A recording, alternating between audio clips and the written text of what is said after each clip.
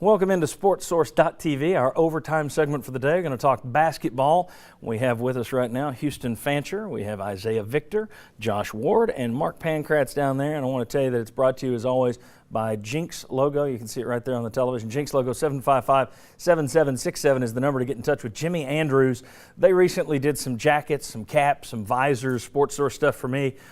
Tremendous stuff. I've dealt with these companies for years and years that provide tchotchkes and things with your logo on it, that give away items, stuff that your sales staff can wear. I've never dealt with a finer company, easier to deal with, more buttoned up, more conscientious than Jimmy Andrews and Jinx Logos. I cannot say enough about them. If you are in that line, if you're needing something like that, Jinx Logos is the group to call. They have my highest endorsement. All right, you guys have so-so endorsements. Let's talk basketball and not turmoil. Well, to an extent. Let's start by talking Dominic Woodson. Let's get that out of the way. Dominic Woodson wasn't with the team yesterday, didn't practice this week. Donnie Tyndall's made it clear that he's going to have some academic stuff he's got to work through.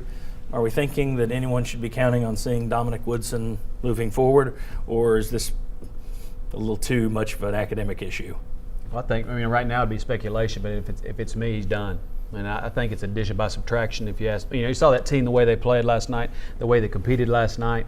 Didn't have him on the floor slowing them down, but it's not so much what you do in the game, it's what you're doing off the floor. And if you're not taking care of your business in the classroom, if you're not responding well in practice, if you're a distraction in practice, that's a much more a big piece of the pie than just the games itself. So I think by the time January rolls around, there's a good chance we won't see him in a uniform anymore. Well, it's especially important. Chemistry is always important on a team and a roster. But when you're just throwing all these different ingredients together for the first time, and I can't hit on that enough, it's what Kentucky does, except they do it with 6 NBA prospects they throw in every year. This is a different beast, and when you're throwing in all these new guys and you're trying to buy into a new coach, I would think having anything that's a distraction would be a problem. Well, and the other thing is, with the NCAA stuff going on, I want to coach guys that want to be here, that want to be coachable, and are going to listen to the things that I want to do, both on the court and off the court. And if you're going to be a distraction and you're going to take away minutes from guys like a Carmichael or a McGee that are going to do things the right way and play hard and fit into your culture, there's no time for you. And you rather build with guys that are apart that are going to do things the right way. All right, guys, talk to me about the team. Against Virginia Commonwealth. That's a good team, and they played better than I expected to see them play. Kansas, it looked like they were going to be blown out. They make a nice run, get that thing down inside in the last 10 minutes of the game, make it a close game. Marquette, they had their chances in that game, but the Kansas and VCU game stood out to me as this is a little better than I anticipated. And then for them to get the win yesterday against Kansas State, the Wildcats they're figured to be a good team this year. They've had a little bit of a slow start. Still, that's a quality win. The SEC stinks. It does. It stunk for a few years. It stinks again. It looks like it's going to be. You guys can argue if you like. But if it's a bad SEC and this Tennessee team shows a little fight, can they make a bigger dent than people anticipated? They were picked for 13th in the SEC this year. Can they do a little bit better than that? You think this team's set to surprise some folks? Well, I think they can. And we talked about this earlier when he said in the beginning of the year when they picked to finish 13th, and I think that was realistic. Yes, I thought it was realistic, but I didn't think it was going to happen. Now, I haven't seen all the teams in the SEC. I think it's a certainty they're not going to finish down there. And a lot of it's based on the way they play. Right. They may not necessarily be better than an Auburn or better than Vanderbilt or better than Mississippi State or whomever, but the way they play is going to give them an opportunity to win these basketball games because it's a system that nobody else in this league employs. So as they continue to play those games, you have to prepare for Tennessee, then it gives them an advantage going forward in games that it's a toss-up. Guys, thoughts? I feel the same way. I think they'll finish somewhere middle of the road. They're going to surprise a lot of teams, especially with the zone defense. They're buying into it clearly. Coach Tyndall has their attention. They'll find their lineup. This is pretty much the preseason leading up into the SEC season, and once they get closer to the SEC season or maybe midway through it, they'll have their identity as a team, and then you'll really see who they really are then.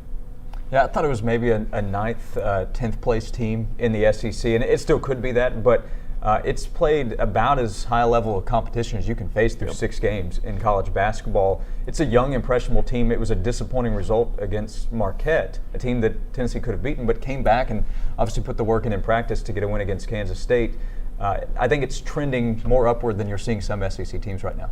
Well, I think that's the most exciting thing about the Kansas State game because they hadn't beaten a viable program yet. You know, they had some good mid-major wins, but then to go beat a Kansas State team was something to hold your hat on. The other thing I think that's exciting about this basketball team is that they can continue the system, you know, the style of play.